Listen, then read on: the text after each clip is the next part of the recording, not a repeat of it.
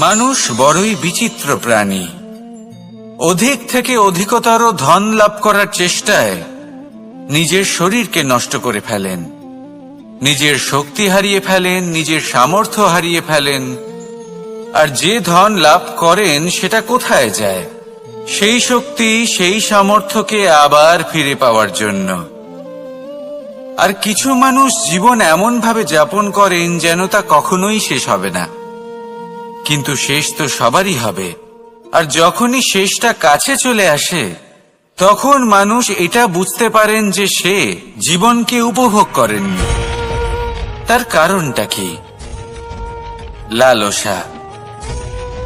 এই লালসা জন্ম দেয় লোভকে, আর এই লোভ জন্ম দেয় আপনারই বিনাশকে। সেই জন্য আজ আপনার কাছে যা কিছু আছে, যেমনটা আছে, তার সাথে জীবন যাপন করুন, পূর্ণরূপে যাপন করুন। আপনার কাছে যতই ধন, শক্তি, মান থাকুক, তা সবার মধ্যে ভাগ করতে শিখুন। ভাগ করলে ভালোবাসা বাড়ে, আর এই ভালোবাসা দ্বারা জীবন আরো সুখময় হয়ে ওঠে। তাহলে আসুন আর আমার সাথে ভালোবেসে বলুন, রাধা রাধা। মন। জীবনে যখনই কোনো বস্তু বা সুখ স্বাচ্ছন্দ্য অধিক মাত্রায় আপনার কাছে চলে আসে, তখন নিজেকে শ্রেষ্ঠ মনে করার একটা প্রবণতা দেখা যায়। যা হয় আত্মবিশ্বাসে পরিণত হয়, নয়তো অহংকারে। এবার আত্মবিশ্বাস আর অহংকারের মধ্যে অনেক বড় পার্থক্য রয়েছে। আমি এটা করতে পারি, আমি ওটাও করতে পারি, এ হলো আত্মবিশ্বাস। শুধুমাত্র আমি এটা করতে পারি, শুধুমাত্র আমি ওটাও করতে পারি, আমি হলাম সর্বশ্রেষ্ঠ, এটা হলো অহংকার। এবার এই অহংকারের ধ্বনি অনেক দূর প্রবাহিত হয়, আর এর প্রহার সর্বপ্রথম আপনাকে বিপর্যস্ত করে। এবার এই অহংকার এর বিপরীত শব্দ হলো বিনয়, অর্থাৎ নিজের ঊর্ধ্বে উঠে অন্যের বিষয়ে ভাবনা চিন্তা করা, সংসারের বিষয়ে ভাবা। এই বিনয়ী হবার চেষ্টা করুন, একের থেকে অনেক হওয়ার চেষ্টা করুন এবং একসাথে থাকার চেষ্টা করুন। নিশ্চিত রূপেই আপনি বিকাশের কারণ হবেন। মত্ততা থেকে নিজেকে দূরে রাখুন, অহংকার থেকে নিজেকে দূরে রাখুন। এই মন প্রসন্ন হয়ে বলবে, রাধা রাধা। জীবনে যখন কোনো ব্যক্তি নিজের লক্ষ্য প্রাপ্তির জন্য নিরন্তর পরিশ্রম করতে থাকেন, চেষ্টা করতে থাকেন, তখন তিনি কষ্ট অনুভব করেন। কখনো শারীরিক কষ্ট, কখনো মানসিক কষ্ট। এবার উনি এটা ভাবতে থাকেন যে আমি কি উচিত করছি নাকি অনুচিত করছি। কারণ অন্যদিকে এমন একজন ব্যক্তিও আছেন যিনি একদমই পরিশ্রম, চেষ্টা করছেন না। তিনি মদিরা পান করেন, বিলাসিতায় জীবন কাটান, অলস প্রকৃতির হয়ে ওঠেন, নিদ্রাতে বিলীন হয়ে থাকেন আর ভাবেন যে তিনি সুখ লাভ করছেন। কিন্তু এরকম কেন হয়? কারণ যখন আমরা সৎ পথে থাকি, উচিত পথে চলি, লক্ষ্য প্রাপ্ত করার জন্য চেষ্টা করতে থাকি, তখন আমাদের ভেতরে থাকা নেতিবাচক শক্তি এবং পাপ এই দেহকে ত্যাগ করে দেয়। আর এই অনুভূতিটাই আমাদের দুঃখের অনুভূতি দেয়, কষ্ট দেয়। এবার সেখানে যদি আমরা কুপথে চলি, অনুচিত পথে চলতে থাকি, তাহলে আমাদের ভেতরে থাকা পুণ্য এবং ধনাত্মক শক্তি আমাদের দেহ ত্যাগ করে দেয়। আর এই অনুভূতির কারণেই আমরা সুখ অনুভব করি। কিন্তু কখনো ভাববেন যে এই সুখ বেশি সময় পর্যন্ত থাকে না। সেই জন্য সবসময় মনে রাখবেন, যদি আপনি জানেন যে এটাই আপনার লক্ষ্য, এটাই উচিত পথ, শুভ পথ, তাতে নিরন্তরভাবে এগিয়ে যেতে চেষ্টা করতে থাকুন। এই কষ্ট আপনাকে সুখের পরাকাষ্ঠায় কখন পৌঁছে দেবে তা আপনি জানতেই পারবেন না। আসুন আমার সাথে ভালোবেসে বলুন, রাধা রাধা। ঈর্ষা। আমাদেরই মনে বসবাস করা আরো একটা শত্রু। তবে এই শত্রু কখনো কখনো আমাদের জন্য লাভদায়কও হতে পারে, কিন্তু যদি আমরা সতর্ক না থাকি তাহলে সেটা ততটাই ঘাতক হয়ে উঠতে পারে। যদি আপনার কোনো প্রতিদ্বন্দ্বী থেকে থাকে যে এগিয়ে চলেছে, তাকে দেখে আপনার মনে ঈর্ষা উৎপন্ন হয়, আর ঈর্ষাবশত আপনি নিরন্তর চেষ্টা করতে থাকেন, পরিশ্রম করতে থাকেন সামনে এগোনোর জন্য, তাহলে তার দ্বারা আপনার বিকাশই হবে। কিন্তু যদি আপনি নিজের বিরোধীকে শেষ করতে দেওয়ার জন্য অগ্রসর হন, তাকে বিনাশ করার জন্য অগ্রসর হন, তাহলে এই ঈর্ষা প্রথমে আপনার বিনাশ অবশ্যই করবে। একটা কথা আছে, এটা পশু প্রবৃত্তি, আপনি শুধুই নিজের বিকাশের কথা ভাববেন। তিনিই হলেন প্রকৃত মানুষ, যিনি অন্য মানুষের জন্য প্রাণও দিতে পারেন।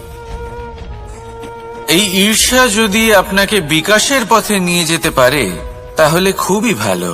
যদি আপনাকে অন্য কাউকে বিনাশ করে দেওয়ার পথে অগ্রসর করে তাহলে তার থেকে দূরে থাকাই ভালো। যেমন ধরুন, আপনার কাছে একটা সূচ আছে যার দ্বারা আপনি ছেঁড়া কাপড়ও সেলাই করতে পারবেন বা অন্য কারোর পাত্রে ছিদ্রও করে দিতে পারবেন। আপনি কি চাইবেন, নিজের বিকাশ নাকি অন্য কারোর বিনাশ? সিদ্ধান্ত আপনারই। আসুন আর আমার সাথে ভালোবেসে বলুন, রাধা রাধা। বিষ এবং অমৃত, এর ভিত্তিতেই সংসার চক্র চলতে থাকে। যখন সমুদ্র মন্থন হয়েছিল তখন এই দুই প্রাপ্ত হয়েছিল। প্রথমে বিষ পাওয়া গেল, তারপর অমৃত। জীবন মন্থন করলেও এগুলো লাভ করা যায়। এবার এই যে বিষ, তা হলো অমৃতের থেকে অনেক বেশি শক্তিশালী এবং সেই জন্যই অনেক বেশি ঘাতকও। এবার বোঝার চেষ্টা করি এই বিষ আসলে কি। যে কোনো বস্তু বা কোনো ভাব যদি মাত্রার থেকে বেশি পরিমাণে আপনার কাছে থাকে, প্রয়োজনের থেকে বেশি আপনার কাছে থাকে, তাহলে সেটা আপনার কাছে বিষ সমান হতে পারে। তা সে ধন হোক, শক্তি হোক, সম্মান হোক, ইত্যাদি ইত্যাদি। যদি আপনার কাছে এমন কিছু থেকে থাকে যা মাত্রার থেকে বেশি পরিমাণে আপনার কাছে আছে, তাহলে তাকে ভাগ করতে শিখুন। যদি আপনি ভাগ করতে শিখে যান তাহলে এই বিষই আপনার জন্য অমৃতে পরিণত হবে, আর তাদের কাছেও অমৃত সমান হয়ে উঠবে যাদের এই সাহায্যের প্রয়োজন। তাহলে ভাগ করে নিতে শিখুন আর আমার সাথে ভালোবেসে বলুন, রাধা রাধা। কোনো বাড়িতে, কোনো পরিবারে যখন কারোর জন্ম হয় তখন তা কত সুখের মুহূর্ত হয়।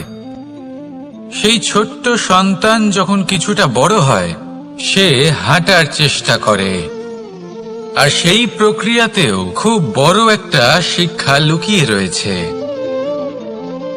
ঠেলে দেওয়া। যখন আপনি হাঁটতে চান, সামনে এগোতে চান, তখন আপনি কি করেন?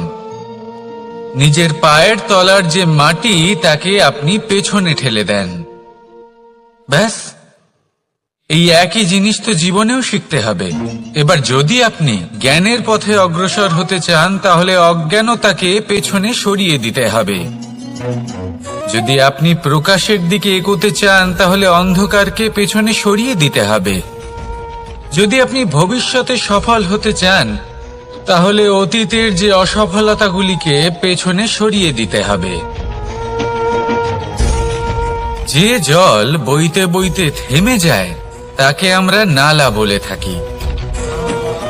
তার থেকে দুর্গন্ধ বের হয়, কিন্তু যে জল বইতেই থাকে তাকেই আমরা পবিত্র জল বলি। তাহলে আপনিও কর্ম করতে থাকুন, কখনো থামবেন না, আর আমার সাথে ভালোবেসে বলুন, রাধা রাধা। যোগাসন। যোগাসনে আসন অত্যন্ত গুরুত্বপূর্ণ। এবার আমি বলবো সবথেকে শ্রেষ্ঠ আসন কোনটি। আশ্বাস। নিজেকে আশ্বস্ত করতে থাকুন যে আমি আছি, সব ঠিক হবে, যা হচ্ছে ভালোর জন্য হচ্ছে। এই আশ্বাস আপনাকে জীবনে এমন ধনাত্মক বিশ্বাস দেবে যে আপনি বড় বড় সমস্যার সমাধান করতে পারবেন। এবার যদি কথা বলি সব থেকে কঠিন সময়ের, তাহলে সেটা হলো বিচ্ছেদের। যা মা সীতাকে সহ্য করতে হয়েছে শ্রীরামের জন্য, রাধা কৃষ্ণকেও সহ্য করতে হয়েছে। যে ব্যক্তি বিচ্ছেদের সময় সঠিক পথে চলে এসেছে, সে জীবনে অনেক শ্রেষ্ঠ স্থানে অবশ্যই পৌঁছতে পারবে। এবার যদি কথা বলি সব থেকে জরুরি এবং গুরুত্বপূর্ণ সময়ের, তাহলে সেটা হলো সংযোগ। সকলকে সাহায্য করতে থাকুন। আপনি অন্যদের সাহায্য করে তাদের যত আনন্দ দিতে পারবেন, ততটাই আনন্দ আপনারও জীবনে অবশ্যই আসবে। আসুন আর আমার সাথে ভালোবেসে বলুন, রাধা রাধা। কামবোধ, এটাই আপনার অন্তরের প্রথম শত্রু।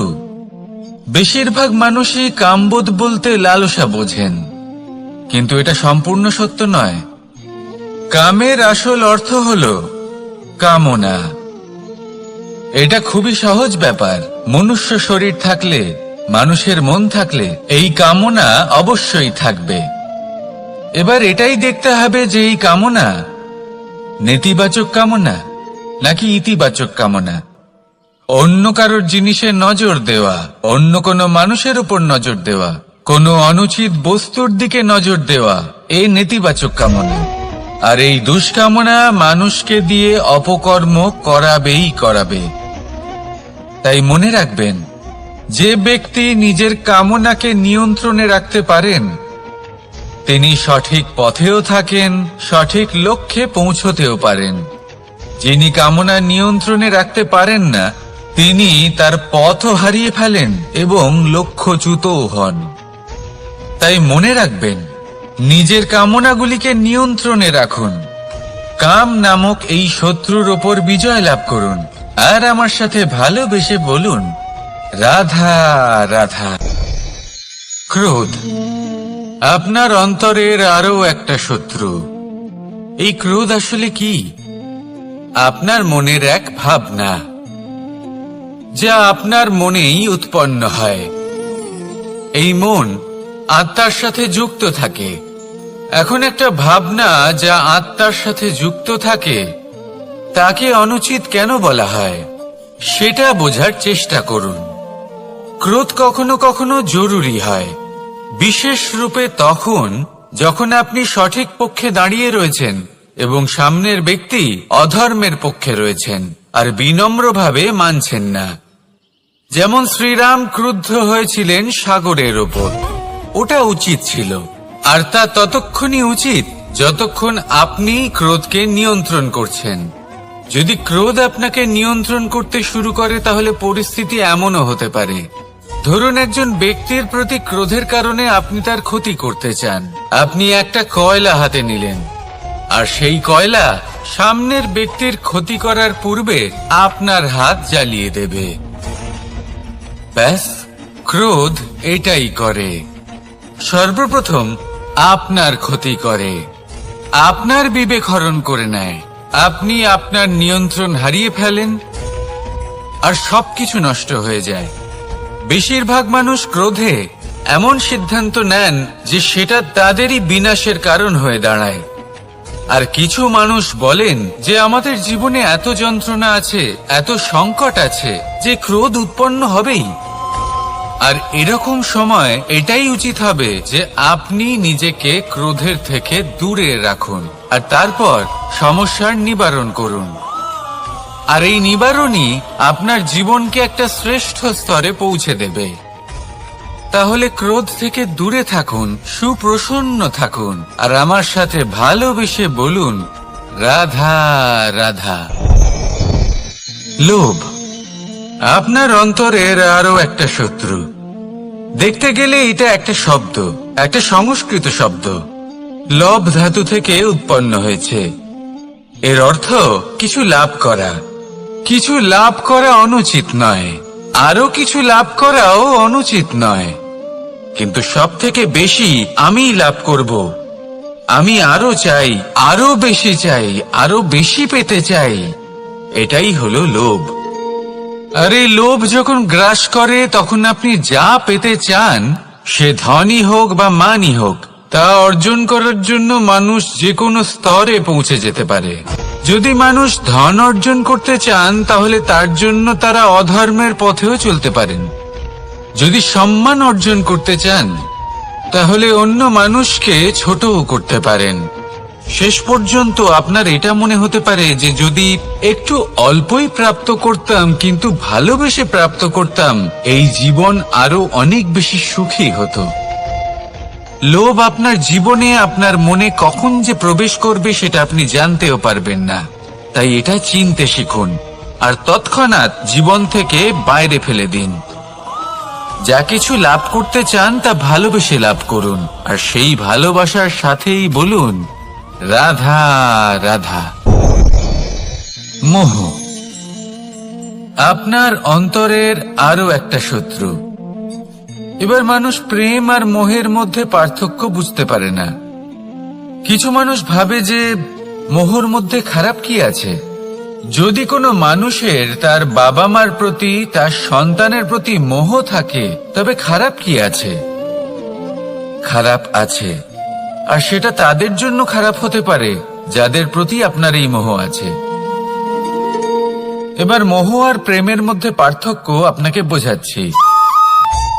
মোহ শুধুমাত্র পেতে চায়, সেখানে প্রেম শুধুমাত্র দিতে শেখায়। এই দুই পরিস্থিতিতেই আপনার হাত প্রসারিত থাকে। মোহের ক্ষেত্রে কোনো বস্তু বা কোনো ব্যক্তিকে লাভ করার জন্য, আর প্রেমে শুধুই প্রদান করার জন্য।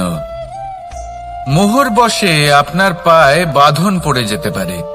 যদি মাতা পিতার তার সন্তানের প্রতি মোহ থাকে, তাহলে তারা তাদের সন্তানকে কখনো দুঃখে, চিন্তায়, যন্ত্রণায় দেখতেই পারবে না।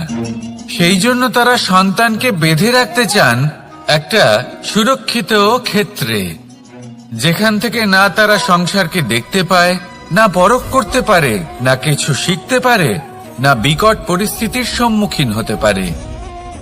ঠিক যে কারণে তারা দুর্বল হয়ে পড়ে, অজ্ঞানী হয়ে ওঠে।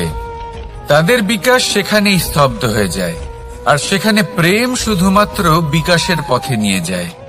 মা বাবা যদি সন্তানকে ভালোবাসেন, তাহলে তাকে ছেড়ে দেন যে যাও সংসারকে দেখো, পরখ করো আর শেখো। কিভাবে এর সাথে লড়াই করতে হবে সেটা নিজে শেখো। নিজের শক্তি নিজেই বাড়িয়ে তোলো, নিজের পথ চয়ন করো। সেই জন্য এই মোহর শিকল ভেঙে ফেলুন আর প্রেমকে আপন করে নিন। আর এই প্রেম দ্বারাই বলুন রাধা রাধা। এই সংসারে এমন অনেক ব্যক্তি আছেন যারা নিজেদের প্রসন্নতার জন্য স্বার্থপরতার সীমা পার করে যেতে পারেন। নিজে সুখ লাভ করার জন্য অন্যকে দুঃখ দিতে পারেন। ওনাদের কারোর প্রতি কোনো টান নেই, না সমাজের প্রতি, না আপনজনদের প্রতি, না ঈশ্বরের প্রতি। এবার দেখুন, মানুষ যদি কাউকে ভয় নাও পায়, তাও নিজের কর্মের কথা মনে করে অবশ্যই ভয় পাওয়া উচিত। কারণ আপনি যা কর্মই করুন, তার ফল নিজে থেকে আপনার কাছে আসবেই, নিশ্চিত রূপে আসবে। তার থেকে আপনি পালাতে পারবেন না। কেউ নিজের কর্মফলের হাত থেকে বাঁচতে পারে না। স্বয়ং মহাদেবকেও ওনার কর্মফল ভোগ করতে হয়েছিল। উনি কিছু না ভেবেই ভস্মাসুরকে বর দিয়েছিলেন। তার পরিণাম স্বরূপ যেটা হলো যে ওই ভস্মাসুর, যাকে মহাদেব বরদান করেছিলেন, তার হাত থেকে নিজের প্রাণ বাঁচিয়ে ওনাকে পালাতে হলো। এই সংসারে এমন কেউ নেই যে নিজের কর্মফলের হাত থেকে বাঁচতে পারে। সবসময় এটা ভেবে দেখুন যে কর্মটা আপনি করছেন সেটা শ্রেষ্ঠ কি না। এমন কর্ম করুন যেটা আপনাকে জীবনে এগিয়ে নিয়ে যাবে। নিজেকে সৎ পথে রাখুন, কিন্তু এটাও সুনিশ্চিত করুন যে জীবনে যে কর্ম আপনি করছেন তাতে অন্য ব্যক্তির উপর কি প্রভাব পড়ছে, তাতে উনি দুঃখ পাচ্ছেন না তো। যদি আপনি যা করছেন তাতে সবার মঙ্গল হয়ে থাকে, তাহলে আপনার কাউকে ভয় পাওয়ার কোনো প্রয়োজন নেই। না কালকে ভয় পাবেন, না মহাকালকে। আসুন আমার সাথে ভালোবেসে বলুন, রাধা রাধা। জীবনে যখনই আমরা কোনো বিশেষ মানুষের সাথে পরিচিত হই, তখন তার ব্যক্তিত্বের বিষয়ে আমাদের একটি নিজস্ব দৃষ্টিভঙ্গি তৈরি হয়। তা সে ভালো হোক বা মন্দ, আমরা নিজেদের দৃষ্টিভঙ্গি, নিজেদের ধারণা বানিয়ে ফেলি। কিন্তু আপনি কি নিশ্চিত রূপে বলতে পারেন যে এই যে আপনার দৃষ্টিভঙ্গি, সেটাই সেই ব্যক্তির পূর্ণ সত্য, সেই ব্যক্তি সত্যিই সেরকমই? হ্যাঁ, আপনি সেরকম বলতে পারেন না। কারণ যে কোনো মানুষের একটি চরিত্র, একটি ব্যক্তিত্ব অনেক বছর ধরে তৈরি হয়, অসংখ্য অভিজ্ঞতা লাভ করার পরে তৈরি হয়। আপনি একদিনে বুঝতে পারবেন না যে সেই ব্যক্তি কেমন। এই ভুলটাই বেশিরভাগ মানুষ করে ফেলেন। কিন্তু যদি সত্যি কোনো মানুষকে বুঝতে চান, তাহলে একটু সময় দেওয়া খুব প্রয়োজন। সবার আগে প্রথম আলাপে সেই ব্যক্তি তো এটাই বোঝাবে যে সে কতটা শ্রেষ্ঠ, কিন্তু সে কতটা গুণী বা কতটা অপগুণী, এটা বোঝার জন্য আপনাকে সেই ব্যক্তির কাছাকাছি থাকতে হবে। তিনি কতটা অহংকারী বা কতটা সজ্জন, সেটা বোঝার জন্য আপনাকে সেই ব্যক্তিকে সম্মান দিয়ে দেখতে হবে। সেই ব্যক্তি কতটা লোভী বা কতটা সরল, সেটা বোঝার জন্য তাকে ধন দিয়ে দেখতে হবে। সেই ব্যক্তির কতগুলো খারাপ গুণ আছে, সেটা বোঝার জন্য সেই ব্যক্তিকে স্বাধীনতা দিয়ে দেখতে হবে। তবেই তাকে আপনি বুঝতে পারবেন। যে কোনো মানুষকে বোঝা, তার ব্যক্তিত্ব বুঝে ওঠা এতটা সহজ কাজ নয়। যতক্ষণ কোনো ব্যক্তির ব্যক্তিত্ব সম্পর্কে স্পষ্ট ধারণা না হয়, ততক্ষণ সেই ব্যক্তির সাথে সম্পর্কে অগ্রসর হওয়া উচিত হবে না। আসুন আমার সাথে ভালোবেসে বলুন, রাধা রাধা। এই সংসারের দুটি সবথেকে শক্তিশালী শব্দ হলো নীরবতা এবং প্রসন্নতা। এই দুটি সবথেকে বেশি কঠিনও। এবার আপনি বলবেন, এতে কঠিনের কি আছে? না, ক্ষেত্র বিশেষে নিজে নীরব থাকা হলো অত্যন্ত কঠিন। আর তার থেকেও বেশি কঠিন হলো বিকট পরিস্থিতিতে নিজেকে প্রসন্ন রাখা। কিন্তু যদি আপনি এটা শিখে যান, তাহলে এই নীরবতাই আপনাকে জীবনে অনেক বড় বড় সমস্যার হাত থেকে বাঁচাবে। এই প্রসন্নতা আপনাকে বিকটতর পরিস্থিতি থেকে বেরিয়ে আসতে শক্তি যোগাবে। তাই এই গুণ আত্মসাৎ করুন আর আমার সাথে ভালোবেসে বলুন, রাধা রাধা। আমরা সবাই জীবনে কামনা করি। কেউ ধন সম্পত্তির কামনা করি, কেউ ভালোবাসার, কেউ বন্ধুদের, কেউ নাম খ্যাতি আদি ইত্যাদি। এগুলো লাভ করার জন্য আমরা চেষ্টা করতে থাকি, পরিশ্রম করতে থাকি। কিছু সময় পরে অর্জনও করে ফেলি, কিন্তু সবকিছু অর্জন করার কিছু সময় পরে এরা রুষ্ট হয়ে যান, আমাদের থেকে দূরে চলে যান বা আমাদের থেকে কেড়ে নেওয়া হয়। এমনটা কেন হয়? এমনটা এই কারণে হয় কারণ মানুষের একটা দুর্বলতা আছে। কোনো কিছুই অর্জন করার পরে আস্তে আস্তে সে তার মূল্য, তার গুরুত্ব ভুলে যায়, তার জন্য চেষ্টা করা ছেড়ে দেয়। আর এটাই হলো সবথেকে বড় সমস্যা। ঠিক যেমন কোনো ব্যক্তি যিনি ধন অর্জন করতে চান, তার জন্য কঠিন পরিশ্রম করেন, হয়তো ধন অর্জন করেও ফেলেন, তারপর আস্তে আস্তে ওই ধনের মূল্য ভুলে যান, উচিতভাবে তা প্রয়োগ করেন না। আস্তে আস্তে তার ধন, তার সঙ্গ ত্যাগ করে দেয়, সমস্ত পরিশ্রম ব্যর্থ হয়ে যায়। সেই জন্য মনে রাখবেন, এই সংসারে কিছু অর্জন করা অত্যন্ত কঠিন ব্যাপার, কিন্তু তার থেকেও বেশি কঠিন হলো সেটা নিজের সাথে ধরে রাখা। তাই জীবনে যখনই আপনি কিছু অর্জন করবেন তার গুরুত্বটা বুঝুন, আর তারপরে সময় সময় তার মূল্য নিজেকে স্মরণ করাতে থাকুন। কৃতজ্ঞ থাকুন যে আপনার পরিশ্রম আপনাকে এই ফল দান করেছে, আর চিরকাল পরিশ্রম করুন। তবেই আপনি যেটা লাভ করেছেন সেটা আপনার কাছে থেকে যাবে।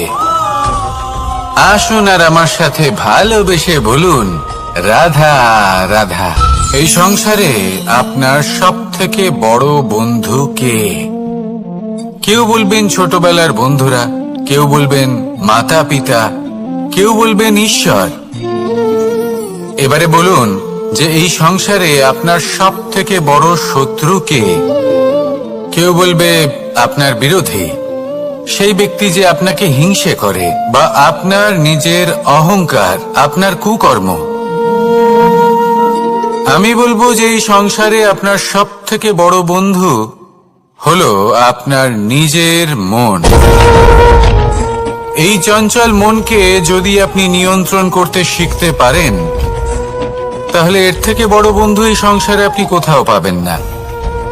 সেখানেই যদি এই মন আপনাকে বশ করে ফেলে, তাহলে সংসারে এর থেকে বড় শত্রুও আপনি কোথাও পাবেন না।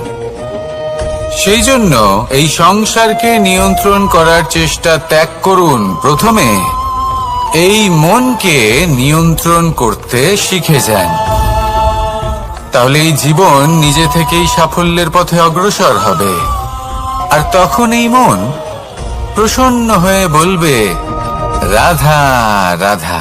সংসারে যদি আপনি শুভ কিছু অর্জন করতে চান, তাহলে দুটি পথ আছে।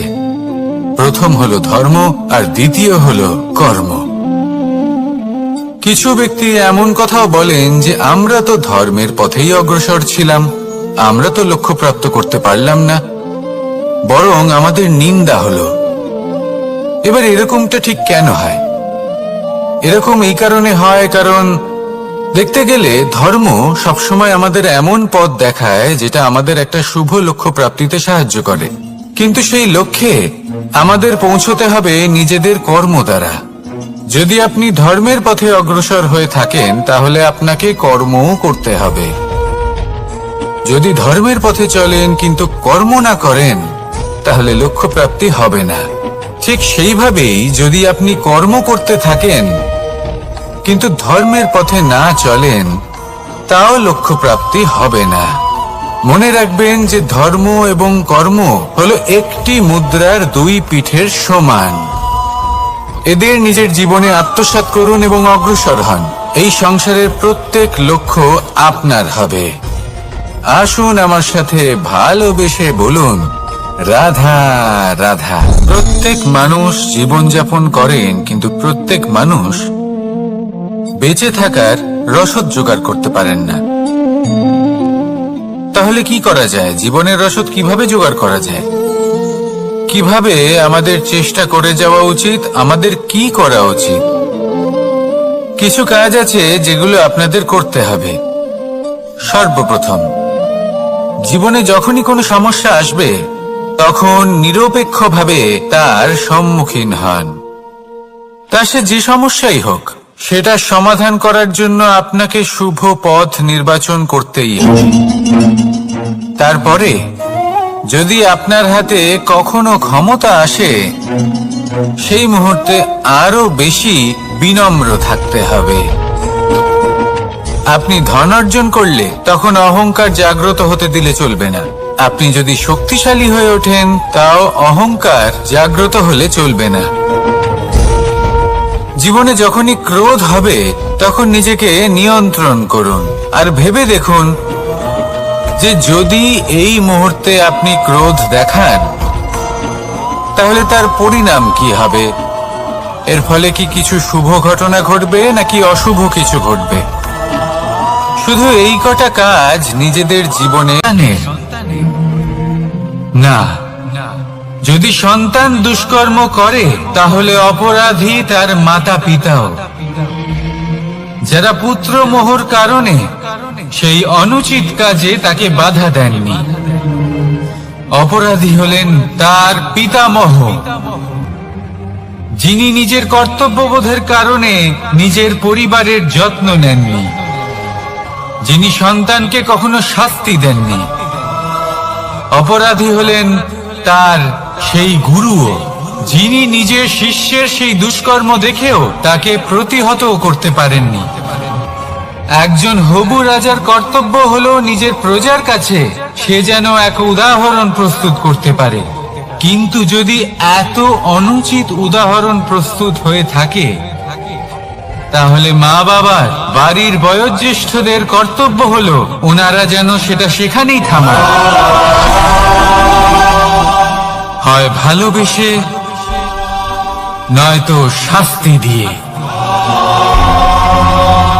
যদি না থামানো হয়, তাহলে মহাভারত অবশ্যম্ভাবী।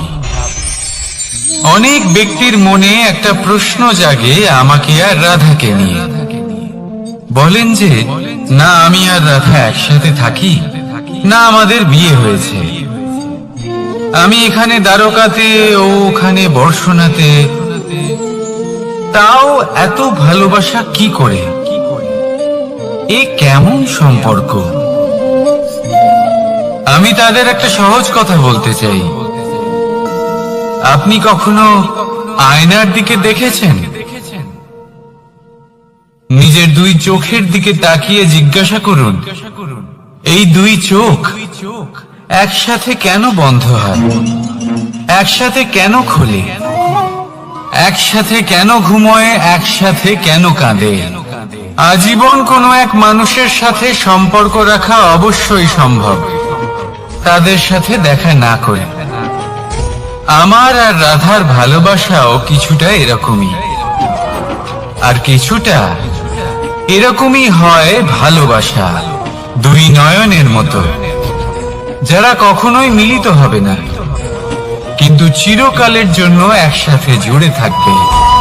এই অনুভূতি নিঃস্বার্থ হয়, আর এই নিঃস্বার্থ ভালোবাসা আপনাকে আনন্দের পথে অগ্রসর করে।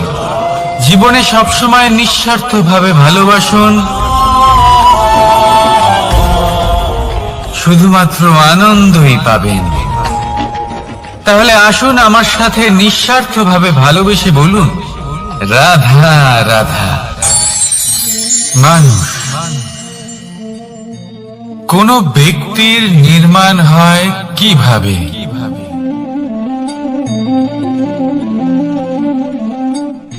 কেউ বলবেন পঞ্চতত্ত্বের দ্বারা, কেউ বলবেন আত্মা, দেহ ও চেতনার দ্বারা, কেউ বলবেন ঈশ্বরের কৃপার দ্বারা, তো কেউ বলবেন এই প্রকৃতির পরীক্ষার দ্বারা। না, মানুষের নির্মাণ হয়ে থাকে বিশ্বাস দ্বারা। ব্যক্তি তখনই গড়ে ওঠেন যখন ব্যক্তিত্ব থাকে, ঠিক কিনা? আর ব্যক্তিত্ব তখনই হবে, আর সেরকমই হবে যেরকম বিশ্বাস আপনি নিজের উপরে রাখবেন। যদি আপনি মনে করেন আপনি বিষের ন্যায় হবেন, তাহলে আপনি বিষাক্তই হবেন।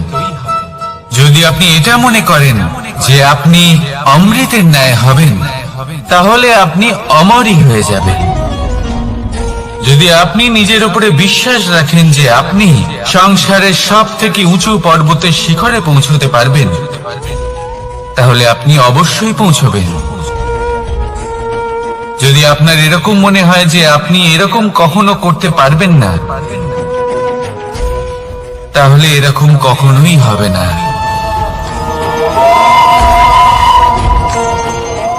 ভেবে দেখবেন, বিশ্বাসের মধ্যেই বিশ্ব বাস করে থাকে, তো আপনার অস্তিত্ব কেন করবে না? যেমন বিশ্বাস আপনি নিজের উপরে রাখবেন, তেমনই আপনি হয়ে উঠবেন।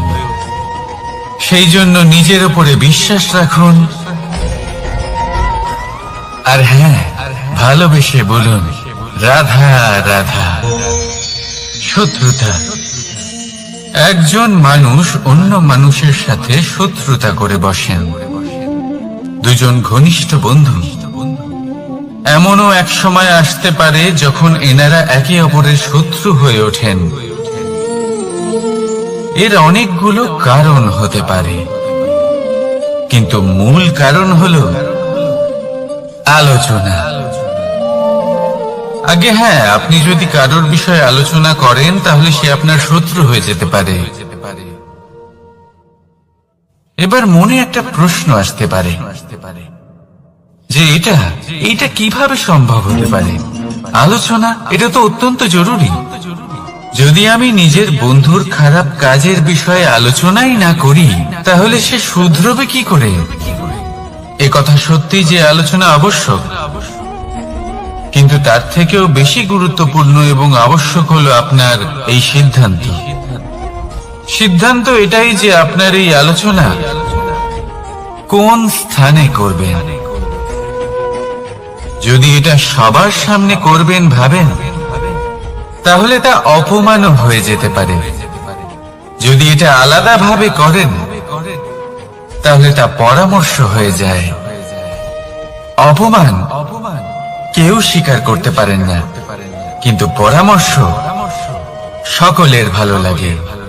তাহলে যদি আপন কারোর জন্য ভালো কিছু চান, কাউকে শুধরে দিতে চান, আর আপনার মনে হয় আলোচনা আবশ্যক, তাহলে সর্বপ্রথম সময়, পরিস্থিতি আর স্থানের কথা মনে রাখবেন। নয়তো এই আলোচনা আপনাকে খুব ভোগাতে পারে। তাহলে আসুন আমার সাথে ভালোবেসে বলুন রাধা রাধা। আপনার জীবনেও কি সমস্যা রয়েছে? অবশ্যই থাকবে।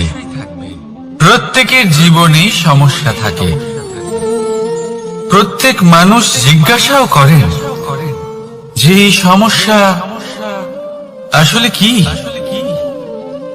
আর কেন আসে জীবনে। আপনাকে একটা কথা বলে দিই যে সমস্যা আসলে সেটা নয় যা আপনার পথে বাধা সৃষ্টি করে, বরং সমস্যা হলো সেটাই যেটা আপনি তখন দেখতে পান যখন আপনার একাগ্রতা আপনার পথ থেকে, আপনার লক্ষ্য থেকে সরে যেতে থাকে। আর এই সমস্যাগুলি দূর করার জন্য, এর সমাধান করার জন্য একটাই পথ আছে। নিজের সমস্ত ভাবনা আরো একবার একাগ্র করুন নিজের পথের দিকে, নিজের লক্ষ্যের দিকে। আপনার সমস্ত ভাবনা যদি কেন্দ্রীভূত হয় নিজের লক্ষ্যে, তাহলে এই সমস্যা দূরে থাকবে। যদি এরকম না হয়, যদি আপনার মন একটু অন্যদিকে চলে যায়, তাহলে এই সমস্ত সমস্যা আবার সামনে চলে আসে আর বাড়তেও থাকে। দেখুন, যেখানে আপনার লক্ষ্য রয়েছে, বাণ যদি সেখানেই চালাতে হয়, তাহলে দৃষ্টি তো সেদিকেই রাখতে হবে। তবেই তো আপনি সেই লক্ষ্য ভেদ করতে পারবেন। সেই জন্য মনে রাখবেন, সর্বদা লক্ষ্য রাখবেন নিজের পথে, সেই পথেই সামনে এগোতে থাকুন নিজের লক্ষ্যের দিকে।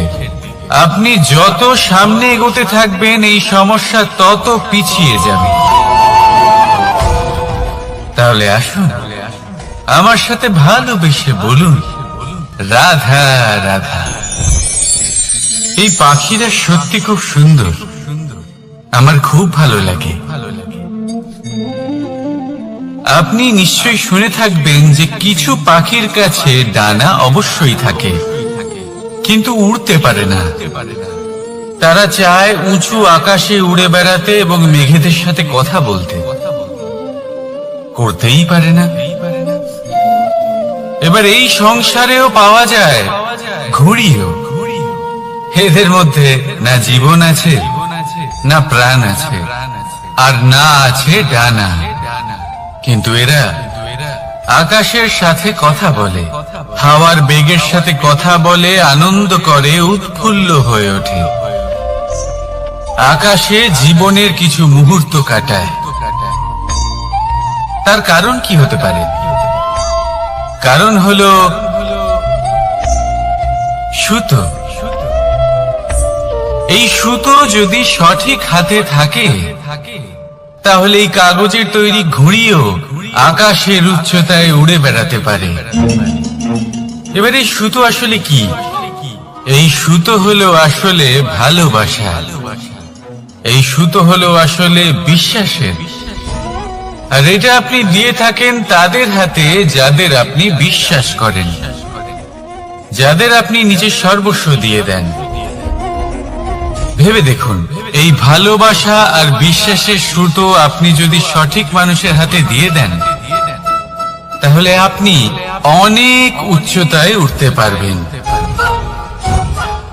আকাশের উচ্চতায় উড়ে বেড়াতে পারবেন, মেঘের সাথে কথা বলতে পারবেন, পাখিদের মতো উঠতে পারবেন, যা ইচ্ছে তাই করতে পারবেন। শুধু এই মানুষ সঠিক হতে হবে, এমন একজন মানুষ যার মনে আপনার জন্য ভালোবাসা রয়েছে, এমন এক মানুষ যার মনে কোনো স্বার্থ নেই, যিনি পরোপকারী, এমন একজন ব্যক্তি যিনি আপনার অস্তিত্বকে বাইরে নিয়ে আসতে পারবেন, তাকে উজ্জ্বল করে তুলবেন। তাহলে ভালোবাসুন, আনন্দ করতে থাকুন, আর এই আনন্দ সহকারে বলুন রাধা রাধা।